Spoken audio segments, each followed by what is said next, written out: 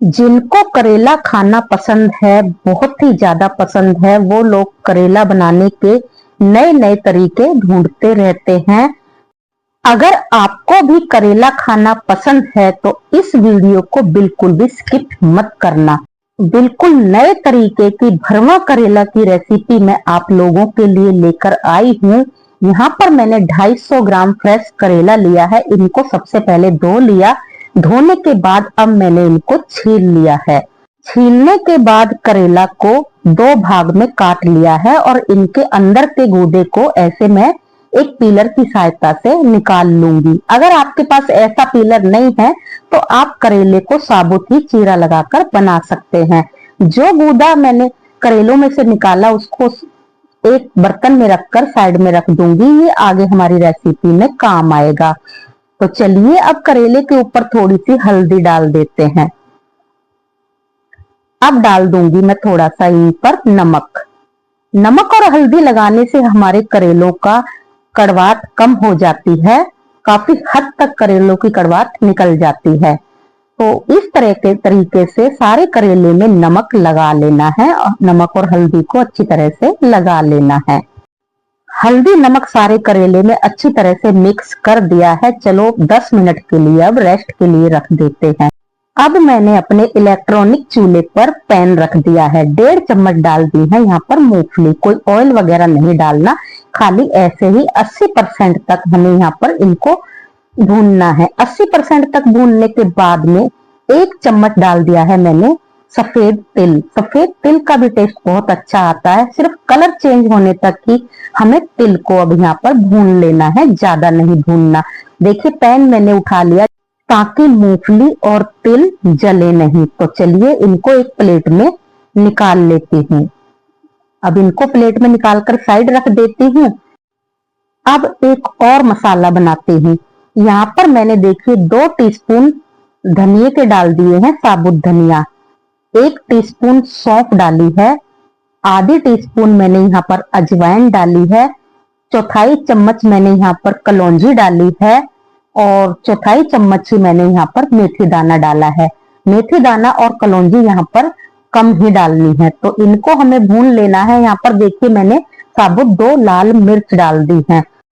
अब इन मसालों को खुशबू आने तक भूनना है, इससे ज्यादा हमें नहीं भूनना। ज्यादा भून लेंगे तो मसालों में एक कड़वाहट सी आ जाएगी। तो चलिए मसाले हमारे यहाँ पर भून चुके हैं, प्लेट में मैंने निकाल लिए हैं। अब हम यहाँ पर देखिए, यहाँ पर मैंने प्याज काट के रखी थी 4 मीडियम आकार की। इनको मैं चॉपर में डालूंगी। चॉपर में ही डालकर सारे चीजों को हम चॉप करेंगे। 4 से 5 लहसुन की कली डाल दी है। 2 हरी मिर्च को तोड़कर डाल देती हूँ। और अब जो मैंने यहाँ पर करेलों का गूदा बचाया था ना, इसको भी इसी में डाल दूंगी। तो इनको हमें यहाँ पर चॉप करना है। अगर आपके पास चॉपर नहीं है तो आप मिक्सी में पल्स मोड पर चला करके मोटा मोटा ग्राइंड कर लीजिएगा, पेस्ट मत बनाना। तो चलिए यहाँ पर मैंने चॉप कर ली है प्याज वगैरह जो भी मैंने डाली थी, लहसुन और करेले का जो गूदा था। चलिए अब करेले दिखाती हूँ। करेले में देखिए कितना पानी निकला है। हमने नमक और हल्दी लगा के रखा था तो देखिए कितना। अब यहाँ पर कुछ लोग करेले को धोते नहीं है हल्दी नमक लगा करके, लेकिन मैं तो जरूर धोती हूँ। ये तो धोने भी चाहिए क्योंकि देखो एक्स्ट्रा अगर नमक लगा होगा, इस अगर हम धोते नहीं है ना तो अगर नमक ज्यादा होगा तो फिर वो नमक ज्यादा हो जाता है हमारे करेलों में, इसलिए धोना बहुत जरूरी है। और फिर आगे चल के मैं बताऊंगी कि मैंने क्यों धोया इन करेलों को, क्यों धोती हूँ मैं हल्दी और नमक लगाने के बाद में।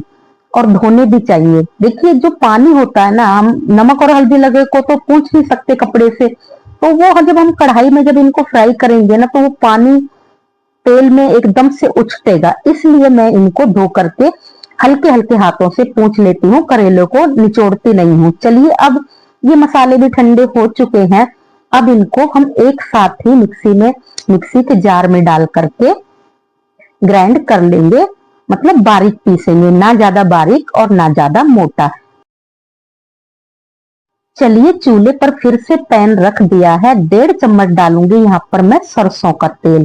तेल को अच्छी तरह से गर्म होने के बाद हींग डाल दी है थोड़ी सी और अब डाल देती हूँ प्याज।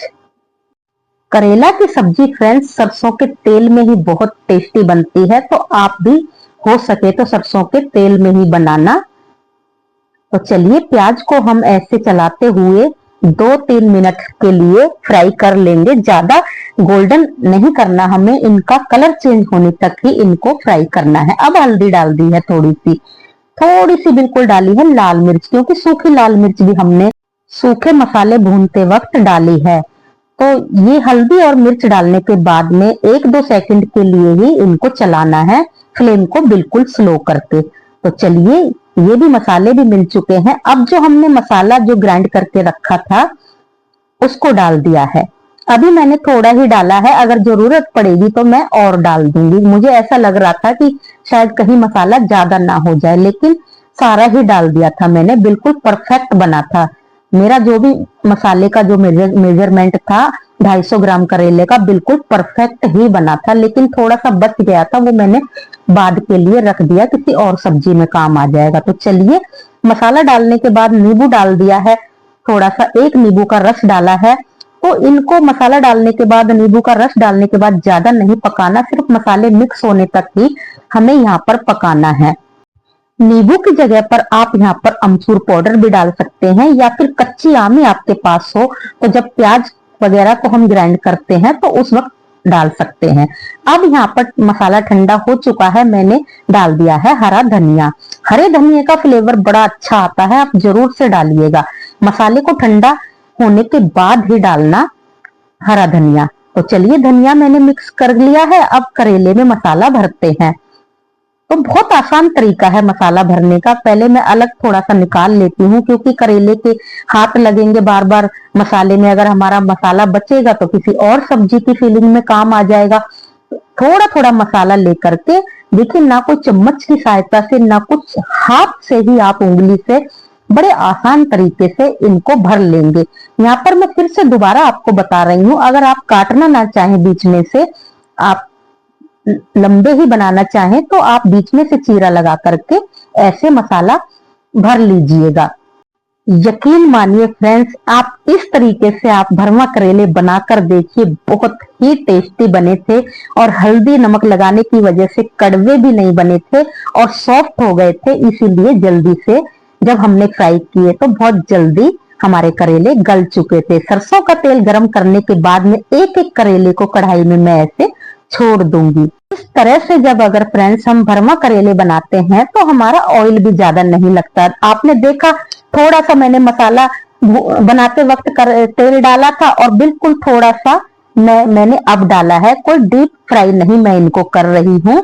तो फ्लेम को लो टू मीडियम करते हुए हमें करेलों को ढक ढक कर, मतलब ऐसे 2-2 मिनट के बाद चलाते हुए 2-2 मिनट तक ढक के फिर चलाते हुए ऐसे पलटते हुए हमें करेले फ्राई कर लेने हैं।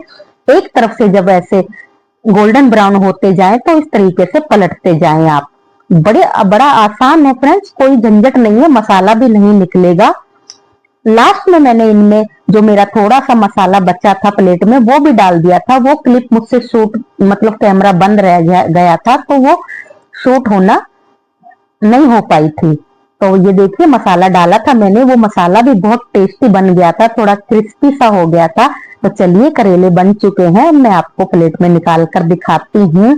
देखिए फ्रेंड्स, आ रहा है ना मुंह में पानी। इन करेलों को आप पराठे, पूरी, रोटी या किसी के भी साथ खाएंगे बहुत टेस्टी लगेंगे। पराठों के साथ में तो ये करेले बहुत ही टेस्टी लगते हैं। अगर आप कहीं सफर में जा रहे हैं, ट्रेवल पे जा रहे हैं, तो इन करेलों को आप पराठे पूरी के साथ में लेके जाइए, बहुत ही टेस्टी लगते हैं। अगर हम बाहर खाना खाते हैं ट्रेन वगैरह में तो करेले, फ्राई मिर्ची, ऐसी चीजें बहुत टेस्टी लगती हैं। देखिए फ्रेंड्स कितने टेस्टी लग रहे हैं। मिलती हूँ एक अगली अच्छी सी रेसिपी के साथ।